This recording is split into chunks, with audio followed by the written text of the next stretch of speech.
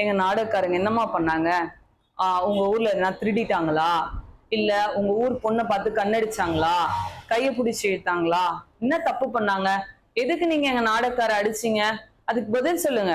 அவங்கள அடிக்கிறீங்கல்ல, ஒருத்தவங்க மேல கோவம் வந்தாதான் அடிக்க முடியும். அவங்கள அடிக்கிறீங்கல்ல, அதுக்கு என்ன காரணம், அதுக்கு பதில் சொல்லுங்கன்னு கேட்டா அப்படியே அமைதியா மரம் மாதிரி நிக்கிறாங்க அந்த தம்பி. இல்ல என்ன பண்ணன்னு எனக்கே தெரியல. உங்க அப்பாவை நாங்க யாருன்னா அடிச்சா நீ கம்முன்னு இருப்பியா? அப்ப அந்த அடி வாங்கினவரோட பசங்களுக்கு கோவம் வருமா வராதா? ஏன் அடிக்கிற, என்ன காரணம்? மொத்தத்துக்கும் காரணம் உள்ள போற போதை தான். அதுக்காக அடுத்தவங்களை அடிக்க முடியுமா? கலைஞர்களை அடிக்க முடியுமா? இதுக்கெல்லாம் ஊர் மக்களாகி நீங்க தான் ஒரு பாதுகாப்பு கொடுக்கணும். எந்த ஊர்லயும் நாடகம் நடத்துறதுக்கு முன்னாடி காவல்துறை கிட்ட ஒரு பர்மிஷன் வாங்கிக்கோங்க. காவல்துறைக்கு பாதுகாப்பு கொடுத்து ஒரு 2 போலீஸ் வர சொல்லி பாதுகாப்பு கொடுங்க கலைஞர்களுக்கு.